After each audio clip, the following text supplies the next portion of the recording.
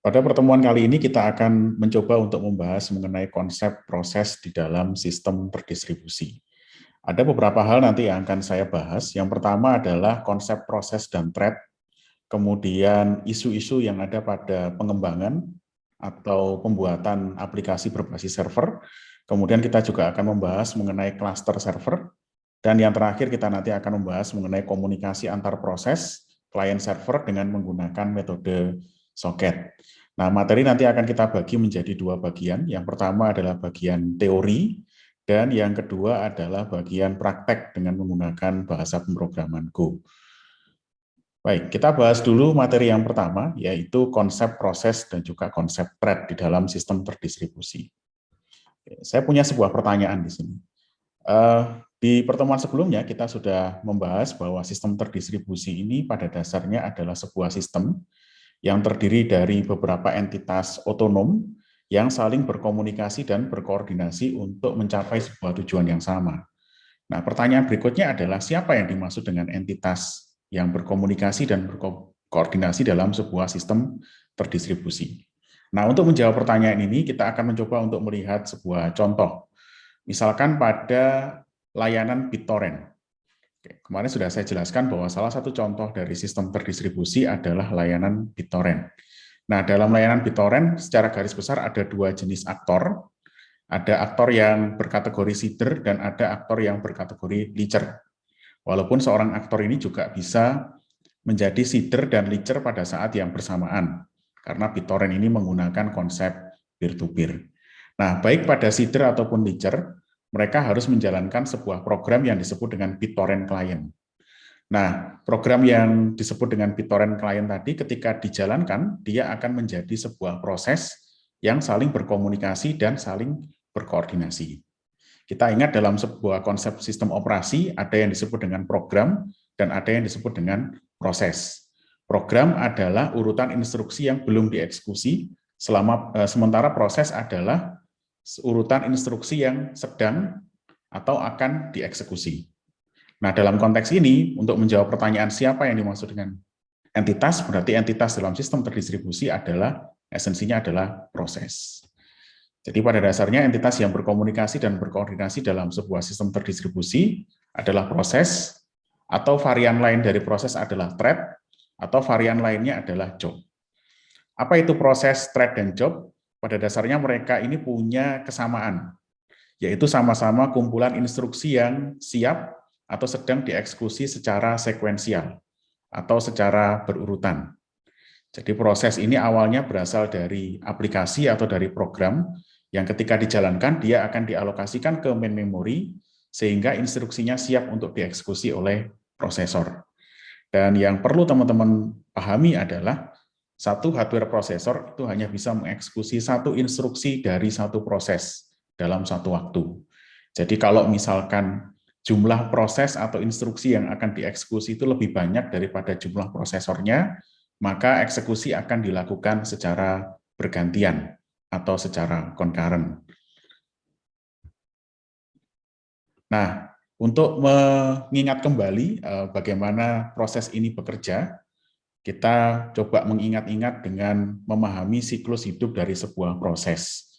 Jadi dalam perjalanannya proses ini mengalami perubahan state atau perubahan fase. Yang pertama, ketika program itu baru Anda jalankan, maka proses itu akan mengalami fase new. Jadi dia akan dialokasikan dulu ke main memory, satu atau keseluruhan bagian dari proses tadi. Kemudian setelah itu dia akan masuk ke fase ready. Ready ini artinya proses tadi itu siap untuk dijadwalkan oleh scheduler untuk kemudian dieksekusi.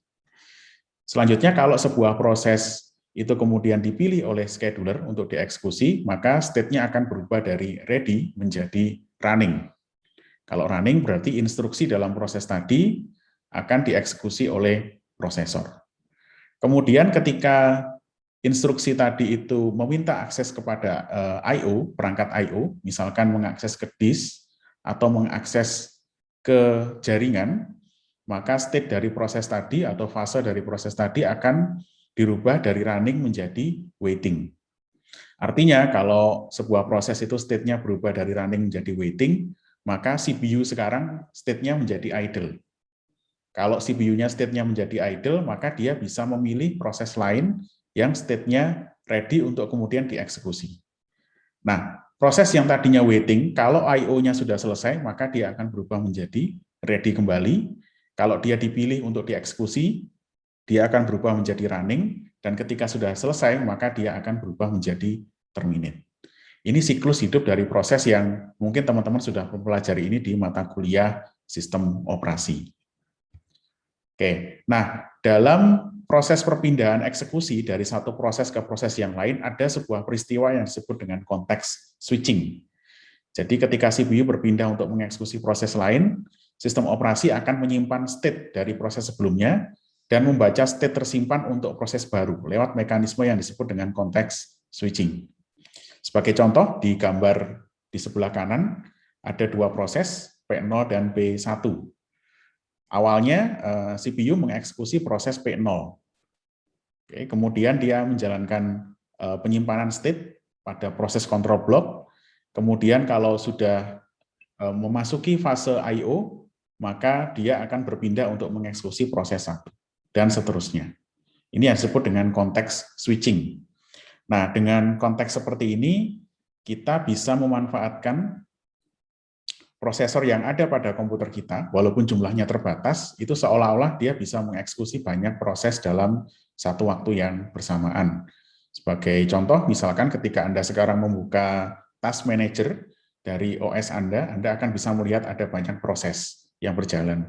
Sementara prosesor yang tersedia di komputer Anda itu jumlahnya terbatas. Kalau Anda punya komputer dengan dual core, mungkin Anda hanya punya 2 core prosesor fisik. Sementara kalau Anda punya quad core, komputer dengan spesifikasi quad core prosesornya, maka Anda punya 4 prosesor fisik. Sementara yang harus dieksekusi ada lebih dari itu. Sehingga ada peristiwa yang disebut dengan konteks switching. Jadi berpindah untuk mengeksekusi dari satu proses ke proses yang lain. Nah, berikutnya untuk mengantarkan Anda ke pembahasan mengenai konsep trading, maka saya membahas dulu mengenai permasalahan pada eksekusi secara sekuensial. Di awal tadi saya sudah menjelaskan bahwa proses ini merupakan urutan instruksi yang siap atau sedang untuk dieksekusi. Dan yang perlu kita pahami bahwa eksekusi sebuah proses, karena dia adalah kumpulan instruksi, maka eksekusinya akan dilakukan secara sekuensial untuk satu proses. Jadi pasti mulai dari instruksi nomor 1, kemudian beranjak pada instruksi nomor 2, 3, 4, dan seterusnya sesuai dengan alur eksekusinya.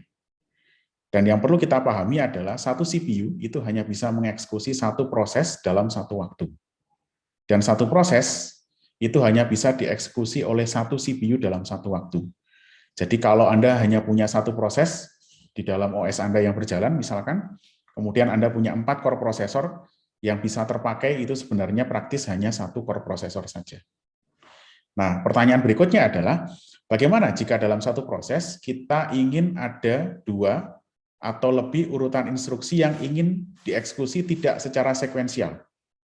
Jadi ada beberapa kasus di mana kita ingin dalam satu proses itu bisa dieksekusi tapi tidak secara sekuensial. Contoh misalkan, kita membuat aplikasi pemain musik ya, atau musik player untuk memainkan sebuah lagu. Nah, ketika lagunya dimainkan, Anda ingin melakukan searching. Jadi ketika Anda searching, Anda pengennya lagunya tetap bisa dimainkan. Atau contoh yang lain, ketika Anda menggunakan browser, walaupun sebuah halaman itu belum terload secara keseluruhan, Anda masih bisa berinteraksi dengan halaman yang sudah terload sementara.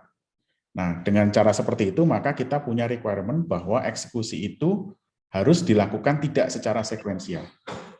Nah, ini sebagai contoh ya, kita punya musik player seperti ini.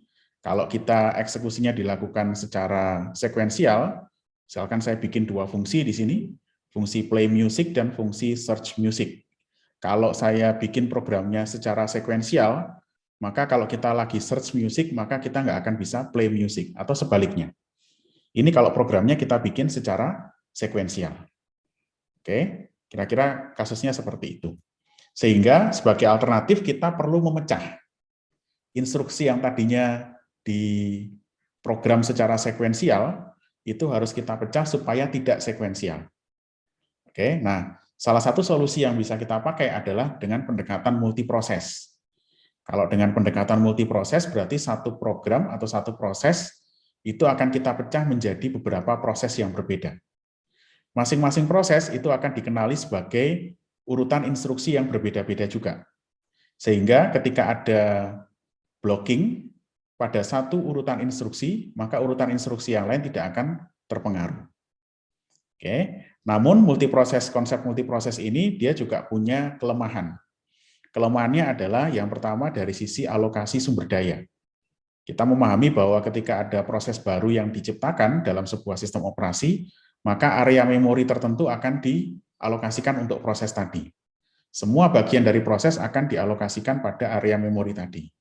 Sehingga ini tentu akan menjadi sebuah permasalahan ketika proses yang mau dibuat itu ada banyak. Misalkan, saya ambil contoh tadi pada kasusnya music player, kita harus bikin dua proses. Satu proses untuk mencari musiknya dan satu proses untuk menjalankan musiknya. Pada kasus web browser juga kurang lebih sama. Pada browser dengan arsitektur multiproses, ketika Anda membuka 20 tab, maka sistem operasi akan membuat kurang lebih 20 proses berbeda. Dan semakin banyak tab yang Anda buka, maka semakin banyak proses yang akan berjalan. Alokasi memorinya tentu jauh lebih banyak yang harus Anda sediakan. Itu isu yang pertama. Kemudian isu yang kedua dengan konsep multiproses adalah tentang pembagian resource atau pembagian sumber daya. Jadi kalau kita punya dua proses berbeda, maka nantinya harus dilakukan komunikasi antar proses untuk bisa sharing resource antara proses satu dan proses kedua.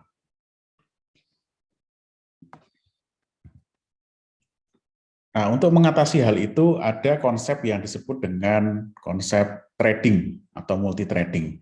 Jadi pada sistem operasi yang mendukung konsep threading, pada dasarnya yang dieksekusi itu bukan lagi level proses, tapi pada level thread.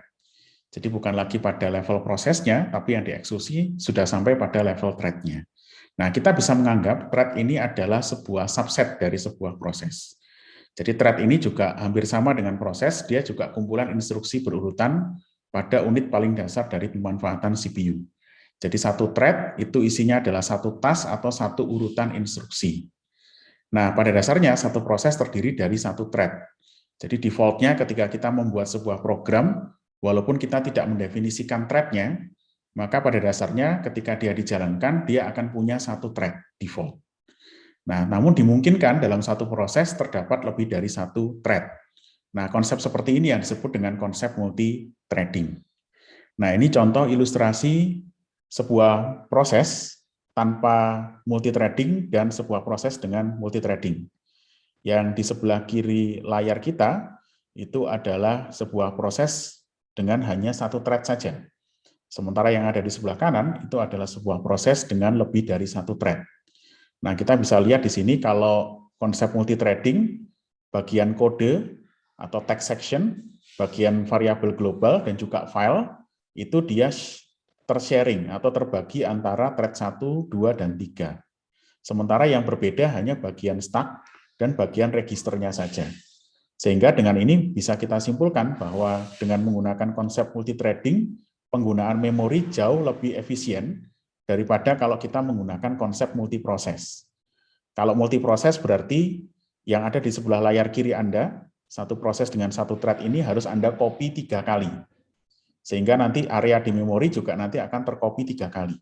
Sehingga otomatis penggunaan memorinya jadi jauh lebih banyak daripada kalau kita menggunakan konsep multi-threading.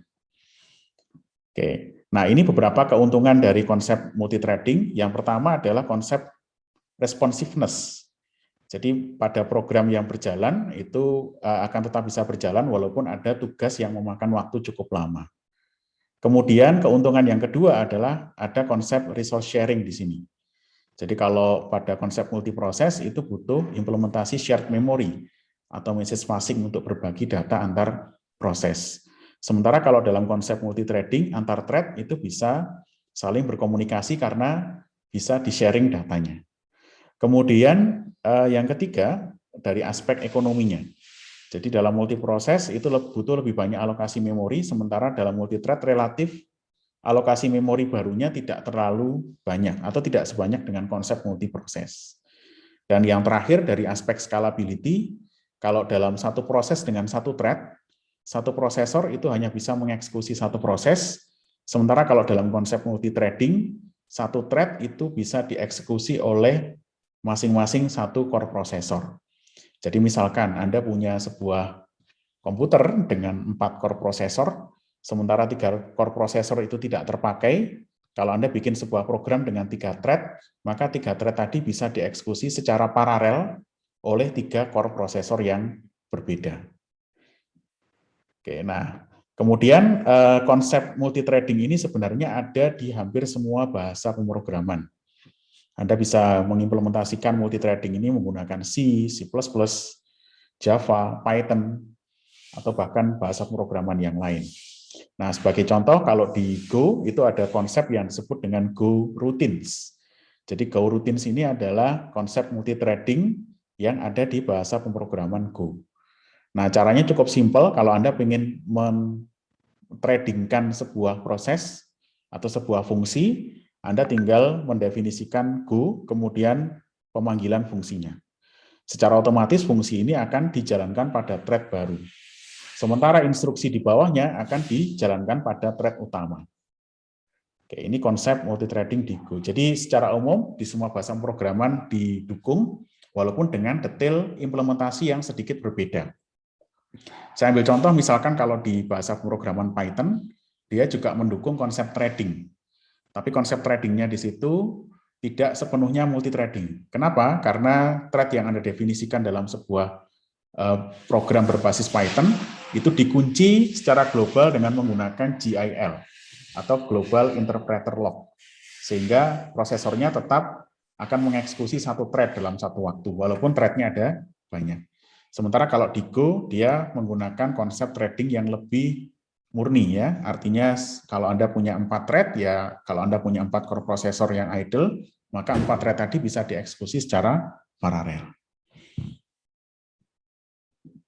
Berikutnya, dengan menggunakan konsep multithreading ini, kita juga bisa memanfaatkan konsep multicore. Jadi multicore atau multiprosesor ini artinya dalam satu sistem itu ada lebih dari satu prosesor. Nah, contoh dalam sebuah pemrograman multithread ini memungkinkan pemanfaatan fitur multicore pada sebuah sistem. Nah, contohnya ada sebuah program dengan 4 thread. Kalau Anda punya satu core prosesor, maka 4 thread tadi akan dieksekusi secara bergantian atau concurrent. Sementara kalau Anda punya lebih dari satu core prosesor, maka masing-masing thread itu bisa dieksekusi secara paralel. Sehingga di sini memungkinkan adanya pembagian tugas dalam satu program. Nah, ini untuk memudahkan ilustrasi tentang konsep konkurensi dan paralelism. Yang di bagian atas itu adalah konkurensi. Sebagai contoh, di situ ada 4 thread dan core prosesornya cuma ada 1. Maka masing-masing satu core prosesor itu akan bergantian untuk mengeksekusi 4 thread yang berbeda. Ini yang disebut dengan konkurensi. Kemudian konsep yang kedua disebut dengan paralelism. Kalau paralelism berarti kita punya lebih dari satu core prosesor, kemudian 2 atau lebih core prosesor tadi bisa mengeksekusi masing-masing satu thread secara bersamaan. Dengan kata lain, di contoh ini, di sini ada thread 1 dan thread 2 yang dieksekusi secara paralel, kemudian ada thread 3 dan thread 4 yang dieksekusi secara paralel berikutnya. Ini perbedaan antara konsep konkurensi dan konsep paralelism. Nah, berikutnya yang akan kita bahas adalah konsep threading di sistem terdistribusi. Jadi dipakai di mana sebenarnya konsep multithreading ini kalau di dalam sistem terdistribusi. Jadi thread dapat dimanfaatkan untuk menangani beberapa aktivitas klien yang membutuhkan konkurensi. Ini contoh di sisi klien. Nah, contohnya misalkan di dalam web browser, itu dalam satu tab web browser itu ada beberapa thread yang berjalan. Ada thread untuk mendownload file dari web server, kemudian ada thread untuk menampilkan data di browser, dan ada thread untuk mengeksekusi kode di sisi klien. Misalkan butuh eksekusi JavaScript di situ. Maka nanti ada thread tersendiri untuk mengeksekusi JavaScript tadi. Nah, ini contoh ilustrasinya kalau pada Google Chrome. Di sini ada kurang lebih 10 tab maka Google Chrome akan membuat 10 proses berbeda, minimal 10 proses berbeda. Di masing-masing proses itu dia punya beberapa thread. Ada thread untuk mendownload, ada thread untuk runtime, dan ada thread untuk menampilkan halaman di dalam browser. Ini thread di sisi klien. Kemudian di thread di sisi server ini bisa kita manfaatkan untuk menangani request dari banyak klien. Jadi misalkan ada banyak browser yang mengakses satu halaman yang sama dari sebuah halaman web, maka web server harus menangani banyak klien tadi. Nah, thread itu bisa dipakai untuk menangani masing-masing request dari klien. Jadi satu klien itu bisa dibuatkan atau ditangani oleh satu thread berbeda. Nah, dengan ini, apa keuntungan menggunakan konsep multithreading? Yang pertama, pembuatan thread itu jauh lebih murah daripada pembuatan proses baru. Dan yang kedua, ini bisa memaksimalkan penggunaan konsep multiprosesor. Dan yang ketiga, ini bisa menghindari adanya blocking I/O kalau di dalam sisi server.